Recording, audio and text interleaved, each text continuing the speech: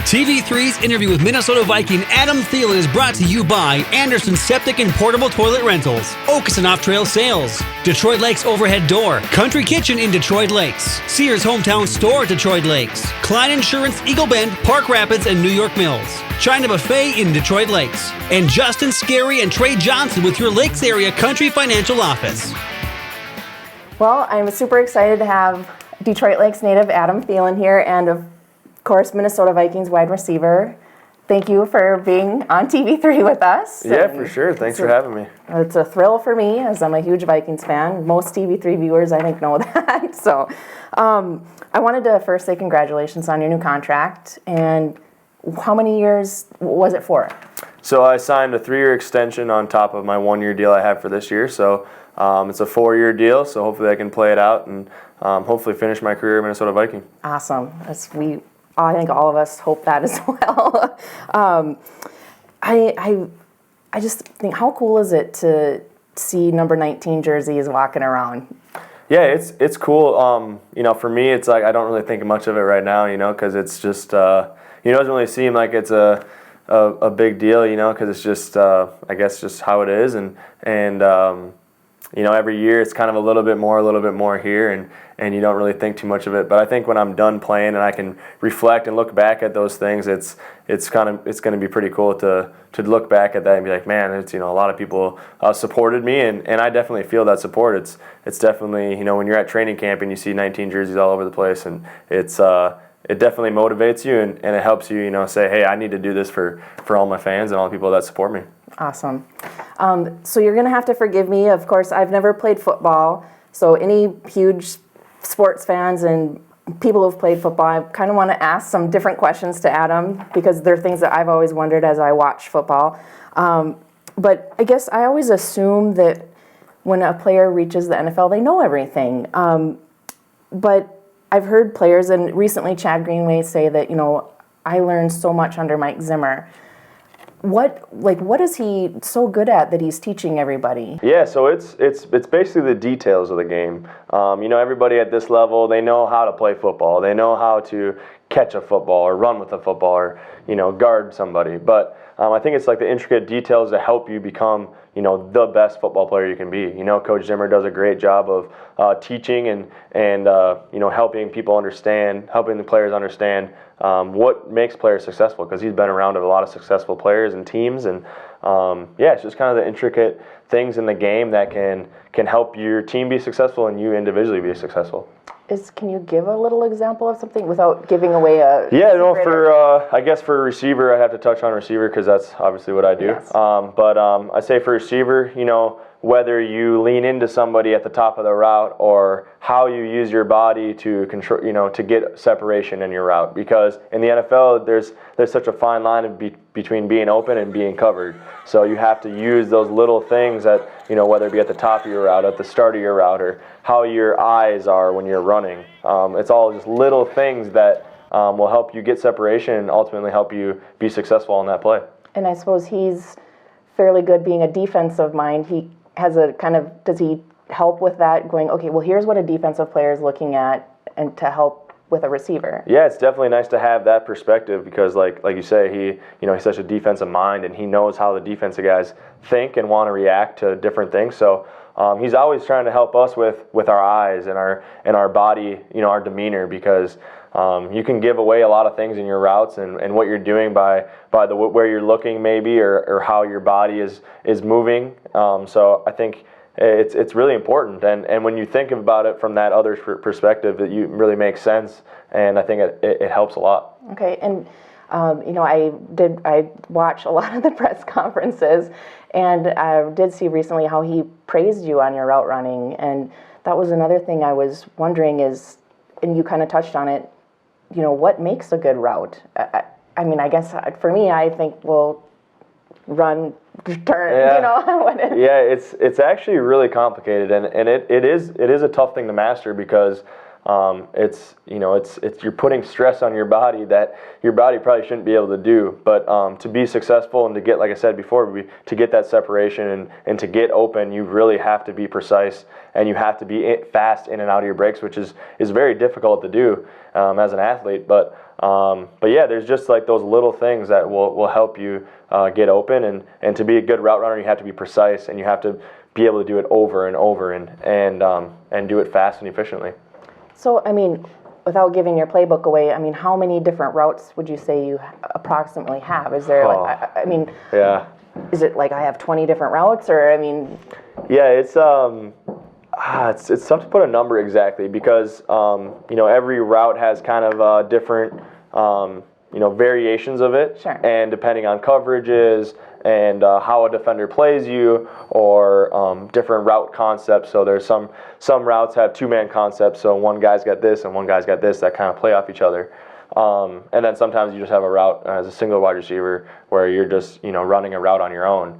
So there's a lot of intricacies. Sure. There's a lot of differences, but there's hundreds of different ways to run a route, or different play calls. Sure. And that was another thing I was wondering. I know when Norv was around, everyone kind of talked. He's got a huge playbook, and when you're on game day and planning for game day, I mean, are you kind of just taking a small sampling of those plays, or how does that work? Yeah, so it's a lot different now with our new offense coordinator. But with Norv Turner, we had a huge playbook, and in training camp we'd install the entire thing, and then like you said, for a game we would have like a select sample of plays that we think will work well. But you always have the ability to go back to the other plays if something's not working or anything like that. But our new offense coordinator, he's more of he kind of slimmed down the playbook, made it a little more simple. I think game plans are gonna be a little bit slimmed down. Before it was every Wednesday it was an hour and a half meeting about the game plan, which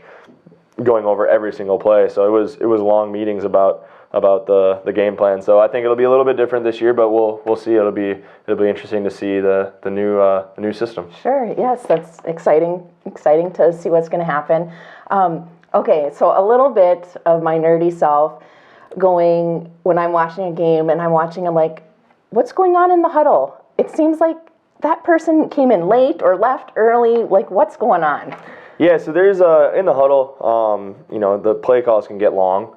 But there's certain parts that whether you're a receiver, an offensive lineman, or a running back, that you kind of you just need to hear that piece of it.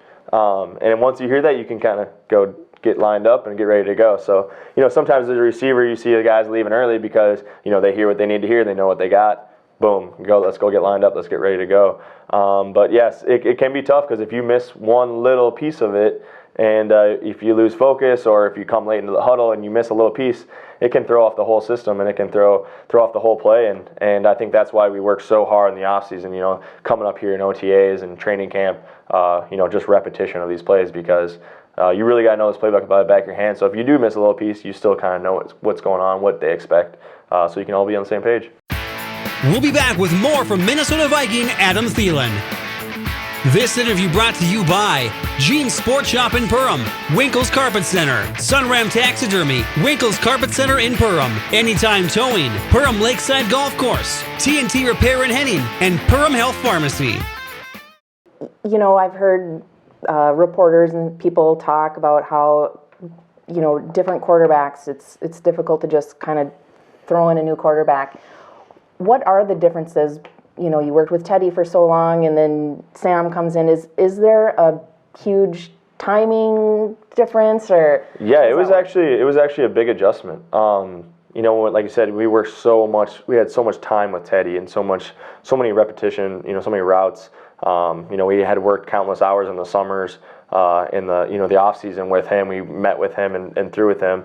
So we kind of knew how Teddy throws the ball. We knew what to expect when we're running this certain route, how fast the ball is going to come at you in a certain route. And then obviously it was such a quick transition with Sam coming in and learning the playbook so fast. And it was an adjustment. It was definitely took a couple weeks to really get how he likes things ran, how he likes how he wants to put the ball on you in a certain coverage or certain routes. So it definitely is an adjustment. It takes time. So I think that's what we're most looking forward to, is spending more time with Sam and all the quarterbacks and getting that timing really down pat, because this is the time to do that in the offseason.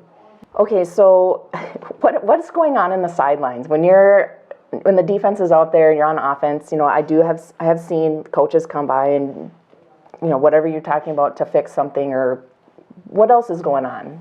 Yeah, so individually, I prefer to just get away from everybody and just think about focusing on what I need to do next. But the coaches would probably prefer me to be with the receivers, and I think we do a fair amount of that, where we all get together. The receiver coach brings over the iPad, shows us, hey, you could have done this better. You were open here. Let's go back to that play.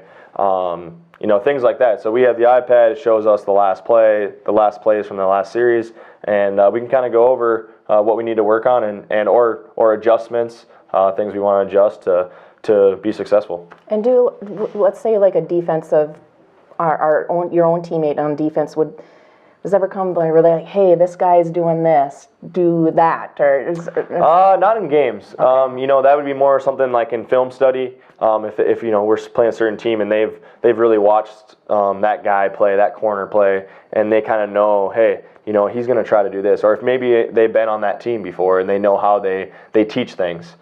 We had a guy, Terrence Newman, who's been around the league a long time, and he's a great teacher of the game, and he's been awesome help for me, because I can kind of get in his head and see what are you thinking if I do this? What are you thinking if I do that? And I can kind of adjust and kind of get to know what those corners are thinking, and I can use that to my advantage. Sure. And you brought film, and that was another thing I wanted to talk about. Is in the past I've heard people say, well, I got to look at the film, we got to watch the film. What goes on in that? Do you break it down as a whole team, positions, individual? How does that work? Yeah, it's kind of crazy. There's a lot that goes into it. I don't think people realize how much goes into it, because you have to